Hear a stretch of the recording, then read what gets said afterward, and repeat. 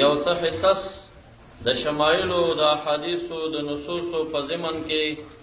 ستاسې د وړاندې عرض کول غواړم تر څو چې د هغې سره د محمد مصطفی صلی الله علیه وسلم د صورت مبارک سره مونږ آشنایان شو چې هغه د سر مبارک د زلفو نه د قدم شریف د نوکانو پورې علما محدثین او اصحاب الشمائل مونږ ته څنګه معرفي کړي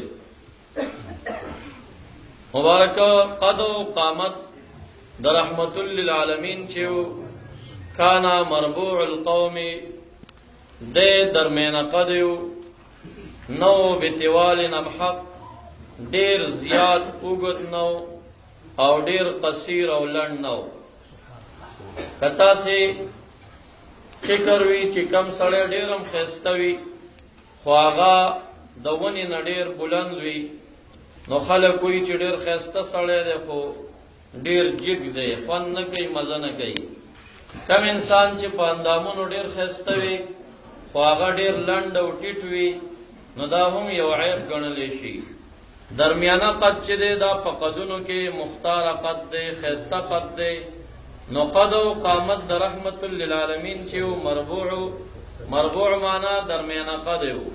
نه اوږدو نه لنډ خو کمال په دغه درمیانه قدۍ کې دا و چې یو راوي مبارک وایي چې دی کله انفرادي حالت کې بچا ورته وکتل نو نه اوږدو نه لنډو درمیانه قد والا و خو که بیا بچا په یو جمع کې د خلکو په منځ کې درته وکتل د خلکو په منځ کې به دی ولاړو دی مبارک نو بیا په دې دومره خلکو صحابه کرامو کې د محمد مصطفی په سر باندې د چا سر اوچت شوی نه دی زیات یو د آواز سبحان الله په ما خوب راوست په شوق سبحان الله سم جذباتیان خلک دي گاونډ کې مولا نور ناولي هم ډېر زیات دي ګورې دا تاسې داسې وده کېږئ بیا هغې خوشحالي سبحان الله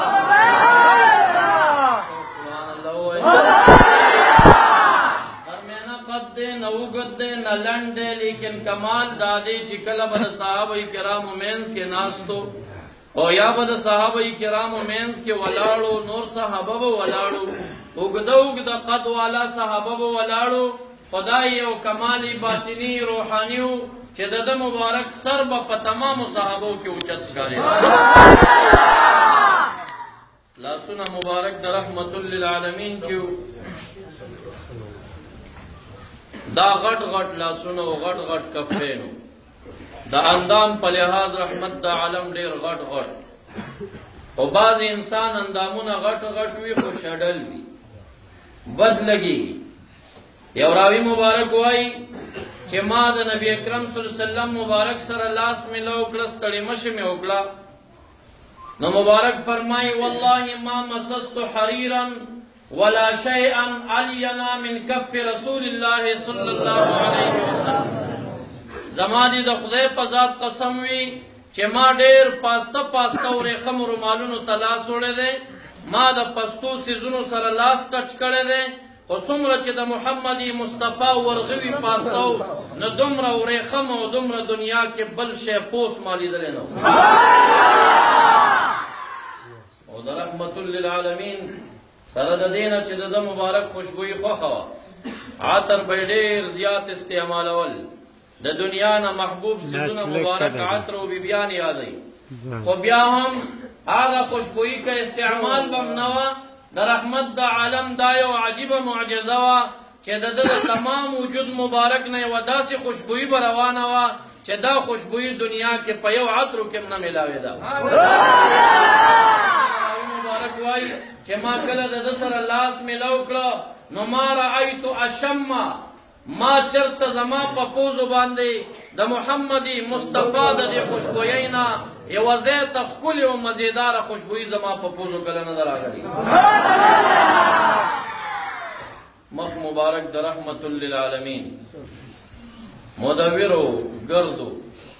که یو مخ ډېر ښایسته وي په کړه وړه باندې په سترګو پوز او شونډو باندې خو چې کله هغه اوږد وي هغه مزه نه کوي. مخ د رحمت للعالمین چې و دا ګردو یو شاګرد د یو صحابي نه پوښتنه کوي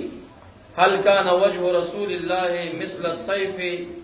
د نبی علیہ الصلوۃ والسلام دا مخ چې و دا د توري په شانو، یعنی دا توره یو پړق وهي، یعنی داسې سپینو چې د توري په شان به پړقېده. هغه جواب ورکوي لا بل مثل القمر، مخ د محمد مصطفی د سپوږمۍ په شان پړقېده د توري په شان. علما محدثین لیکي چې دا هم تشبیه ده په تدویر کې او هم تشبیه ده په چا کې په ډول او زینت کې او پرنګ کې. دا سپوږمۍ ګردوي، مخ د محمد مصطفی ګردو اوږد نه و. او بل دا سپینوالی د نبی اکرم صلی الله علیه وسلم د مخ مبارک هغه داسې سپینوالی نه و چې ابیض یا محاق و خالص. بعض انسان تکه سپین وي، خلک وایي سپین دی خو نمک نه لري، هغه مزه نه کوي. بلکې رنګ د رحمت للعالمین په دې سپینوالي کې سوروالی ګډ شوی او په رخسار سرخي غالبه وه، په تندي بیاض غالب و، په صدغه باندې هغه غنم رنګي غالبه وه. خو صحابه کرامو په ډکو سترګو د ادب د وجې نه محمد عربي ته کتی هم نه شو. یو شاګرد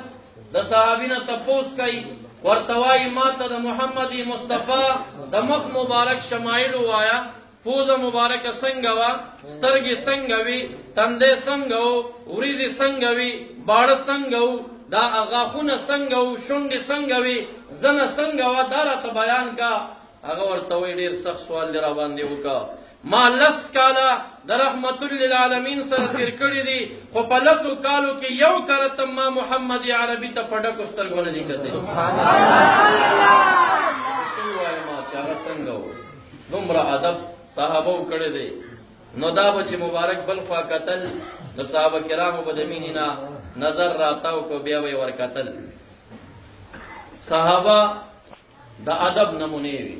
صحابه د محبت نمونې وي.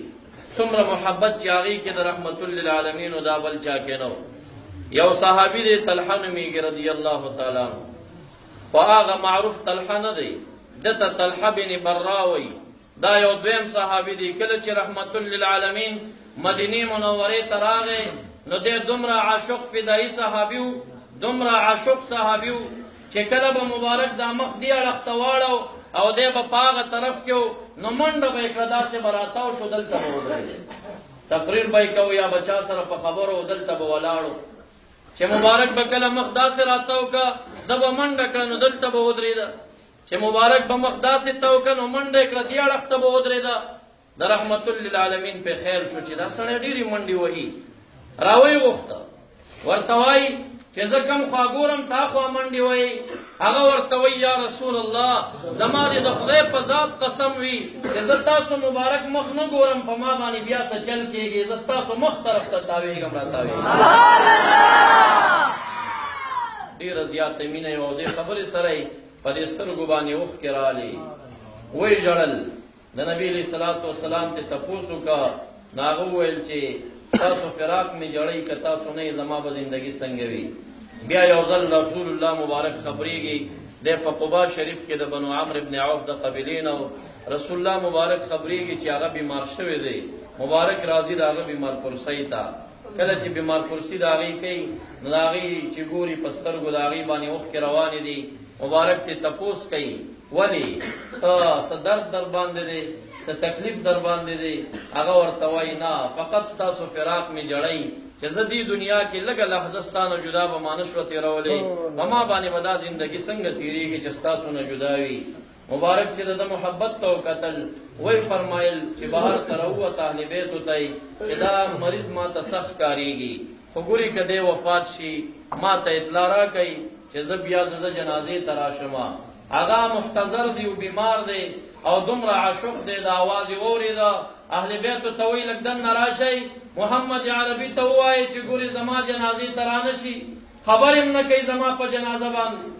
خلک ورته وایي ولې؟ وی په لاره کې زه یریږم چې رحمت للعالمین زما جنازې ته روان وي او یهودیان مخې ته راوځي او مبارک شهادت باندې ونه رسوي، زما د جنازې د وجې نه تکلیف ور ونه رسېږي. کله چې مبارک زنکدن او وفات شه اهل بیت محمد